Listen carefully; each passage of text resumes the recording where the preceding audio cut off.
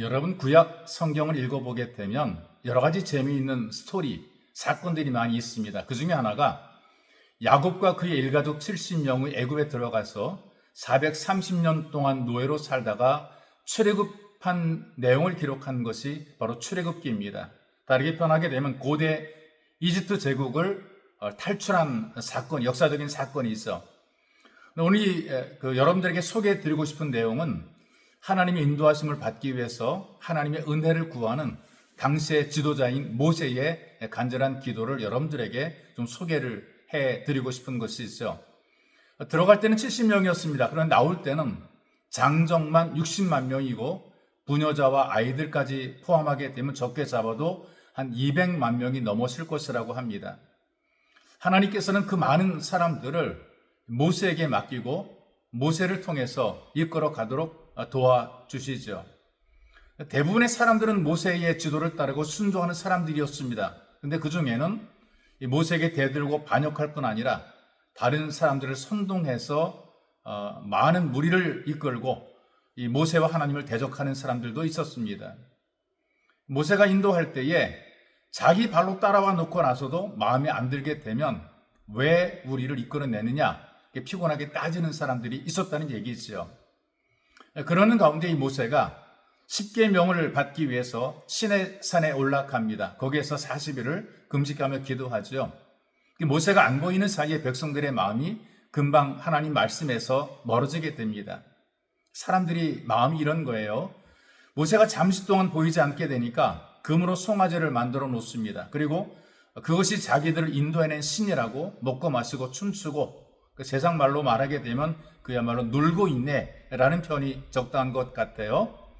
여러분, 사람 이렇게 부족한 존재이기에 우리는 하나님 말씀을 들어야 됩니다. 그 하나님 말씀이 뭐라고 말씀하시느냐? 출애굽기 33장 12절에서 14절 말씀까지 제가 여러분들에게 소개해 드리려고 합니다. 모세가 여호와께 아뢰되 보시옵소서, 주께서 내게 이 백성을 인도하여 올라가라 하시면서 나와 함께 보낼 자를 내게 지시하지 아니하시나이다. 주께서 전에 말씀하시기를 나는 이름으로도 너를 알고 너도 내 앞에 은총을 입었다 하였사온즉 내가 참으로 주의 목전에 은총을 입었사오면 원하건대 주의 길을 내게 보이사 내게 주를 알리시고 나로 주의 목전에 은총을 입게 하시며 이 족속을 주의 백성으로 여기소서. 여호와께서 이르시되 내가 친히 가리라. 내가 너를 쉬게 하리라. 하나님께서 고민하고 염려하며 걱정하는 모세에게 편안하게 해주신다는 사실을 이 말씀을 통해서 우리가 목격을 하게 돼요. 여러 가지 반대에 부딪혔고 고민이 많았었지만 그러나 하나님께서는 이 모세의 기도를 들으시고 모세를 편안하게 만들어 주십니다. 우리가 사는 세상은 그래요. 만족이 없습니다. 그리고 만족함이 없으니까 편안함도 없습니다. 당시의 사람도 마찬가지였던 것 같아요. 애굽에서 노예로 살 때는 빨리 나가게 해달라고 기도했죠. 드디어 출애굽을 하게 됐어요. 그때는 기뻐했지만 광야 생활을 하다 보게 되니까 불편합니다. 마음껏 먹지 못하고 마음껏 쉬지 못하죠.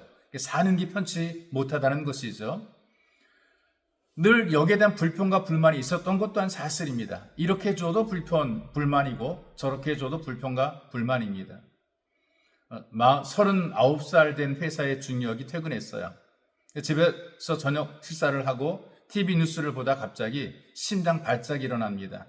급하게 119를 통해서 병원으로 후송을 했어요. 만성 피로에 스트레스가 원인이랍니다. 이 불편한 삶의 환경을 좀 편하게 만들어 보겠다고 열심히 애쓰고 쓰고 하는데 그 과정이 더 피곤한 삶을 살아가죠. 이를테면 일에 쫓깁니다. 시간에 쫓깁니다. 업무에 시달립니다. 이유가 뭐냐? 더 편한 삶을 살겠다고 노력하는 것이 그렇다는 것이죠. 사람에게 시달리죠. 피로가 누적되죠. 스트레스가 쌓이죠. 견디다 못하고 폭발하게 된 것입니다. 하나를 얻어도 둘을 위해 달려가야 되기 때문에 살아가면서 이 편안함이 없다는 얘기예요. 미국에서 그 아리조나 주가 있는데 거기서 20년 동안 관절염으로 고생하던 데이비드라는 사람이 있었어요. 병원에서 치료를 받습니다. 물리치료도 하고요. 뭐 건강 다양한 요법들을 다 사용해 봅니다. 근데 통증을 견딜 수 없는 것입니다. 잠시 고통을 잊기 위해서 코미디 비디오를 보거나 유머 책을 읽었어요. 읽으면서 억지로 기쁘고 또 웃는 웃음을 가진 것이죠. 그런데 이렇게 씻고 눕고 난 이후에는 잠시 동안 통증이 사라지는 것을 경험하게 됩니다. 그래서 이분은 그동안에 복용하던 모든 약을 다 버렸습니다. 그리고 약병 속에 꼬깃꼬깃 유머를 적은 종이 쪽지를 집어넣고 다니면서 하루에 여러 차례 그 종이를 읽으면서 낄낄대고 웃었다는 것이죠. 이 사람은 웃음이라고 하는 명약을 먹고 오히려 통증을 고침을 받게 됩니다. 그 이후에 이 관절염 환자가 200km 자전거 타기 대회 출전해서 은메달까지 따낸 사건이 있었어요.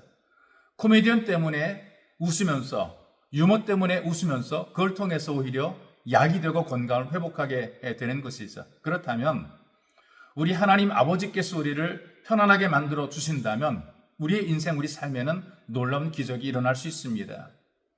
여러분들이 간절히 기도해서 교회 생활이나 신앙생활, 또 가정생활이나 사회생활이 즐거워지기를 바랍니다. 기뻐지기를 바랍니다. 웃을 일이 많아지기를 바랍니다. 하나님께서 우리와 함께 하시면서 쉼을 누리게 하시고 우리에게 평안함을 주십니다. 그래서 여러분들은 함께 하시는 하나님의 은혜로 충만하시기를 주님의 이름으로 축복합니다. 참으로 좋으신 우리 아버지 하나님께서 우리와 함께 하심으로 우리 인생, 우리 삶이 좋아지게 되는 것을 우리가 배우고 듣고 느끼며 경험합니다.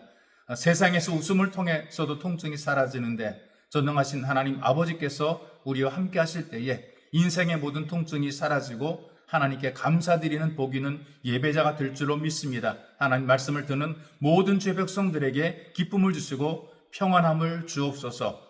보배로 오신 예수님의 이름으로 기도하옵나이다. 아멘.